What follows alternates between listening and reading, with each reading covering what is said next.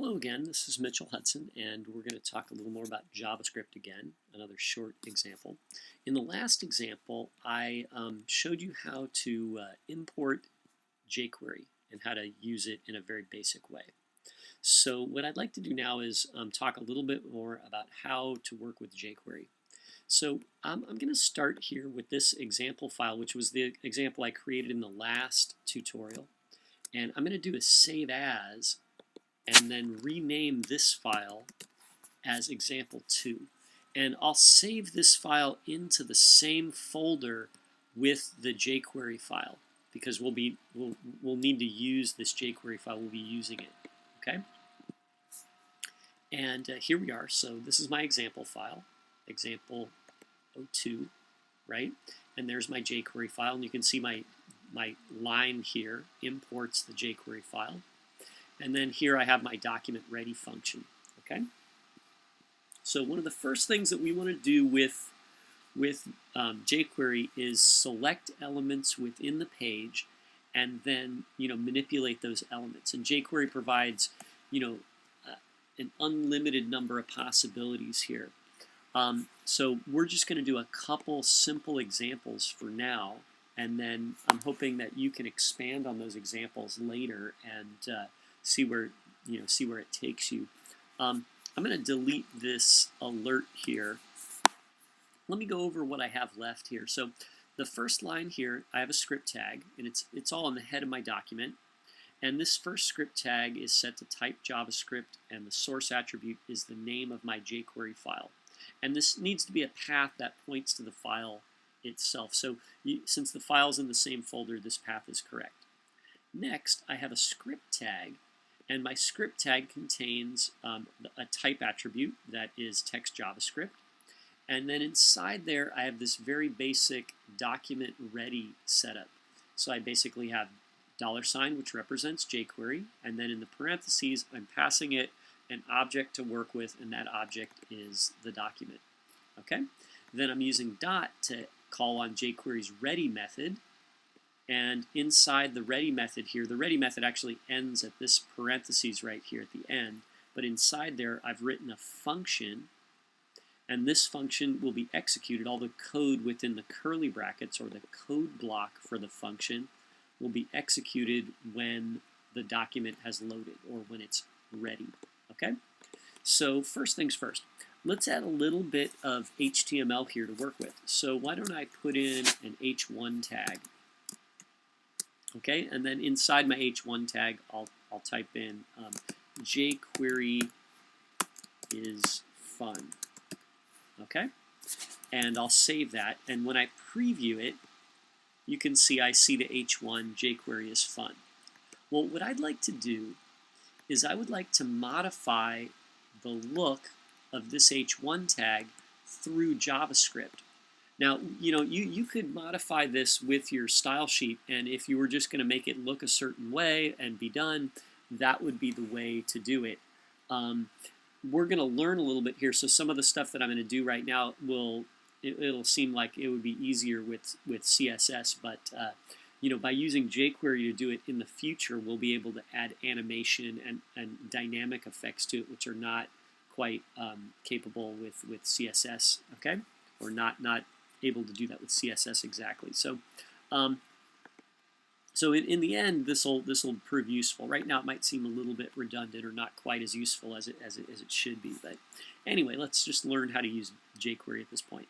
So I have an h1 tag here, and what I want to do is I want to select that with my JavaScript here through jQuery and apply a style to it. That's a very basic thing that you'll want to do with jQuery.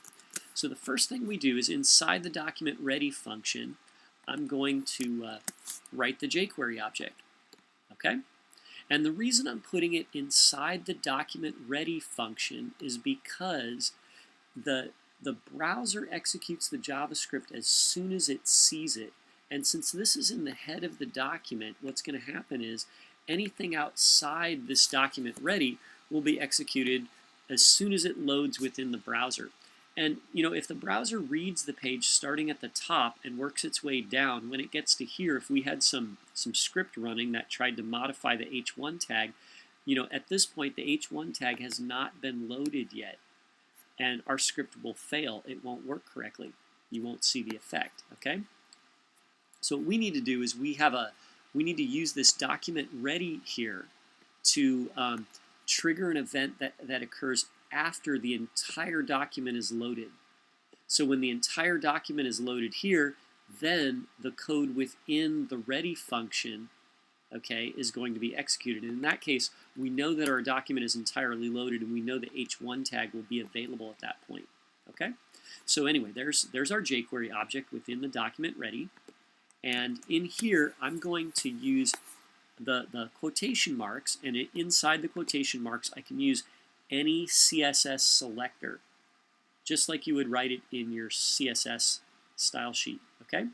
So what I'm going to do is I want to select the h1, so I'll type in h1, okay? I'll select it by tag name, okay? And then what I'll do is I'll use one of jQuery's helper methods, which in this case I'll use the CSS method, and this will let you apply CSS styles to the element that is selected here, okay? And the CSS method takes two parameters. The first one is the property name. I put it in quotation marks, and then I'll put a comma to separate this from the second parameter, which is the value. So I'll use a keyword for the color to make it red, okay? So I'll say, select jQuery, select the h1, .css, we'll call the CSS helper method. This will apply to the h1 here. And then I'll say, property name color, value is red. Okay, let's save that and test it. Oh, look, there's our h1 and it's red. Okay, and we can apply any other styles we like also. Let's try it. What if I do h1 again, and this time I do CSS, and I'll do, let's try font, family, comma, and I'll do, how about Arial, okay? And we'll test it again. Font family is Arial, color is red, okay? So there's a very basic view of how to work with jQuery. And jQuery has a lot of these helper methods. We'll cover more of these in the future, and there's some more in the examples. But for right now, we'll just focus on a simple method just to see the mechanic here of how jQuery works and how you're going to work with it. Okay, so let's review what we have. Import the jQuery JS file first. Next, in your script that you write, okay, you're going to set up the document ready, add a function inside the parentheses for document ready, and then in that function, in the curly brackets, the code block for the function, you'll add jQuery calls or other JavaScript that you want to execute, okay? You could put your own JavaScript in here also. So, I could write a straight JavaScript like this, alert, hello world. So there my text is red, it's Arial, and then I've got hello world here. Okay, so everything's working. Okay, so now let's talk about these jQuery helper functions here. I'm going to take out this alert, we don't really need that. Okay, so we'll use the jQuery object again. We say jQuery. This time, instead of document, we use a string, which is any set of characters between the quotation marks. The quotation marks always define a string. And within the string here, we list any CSS selector that you can think of. So this would be valid in your style sheet, and it would select the h1 tag, and so it works here in jQuery in the same way. So I say h1, and then I do .css to follow up with one of the jQuery helper methods, and basically apply, this method applies something to the element here, or the selection there. And in our case, it's going to apply the color property and a value of red. And we could put any color in here. You can use a hex color if you like. I could do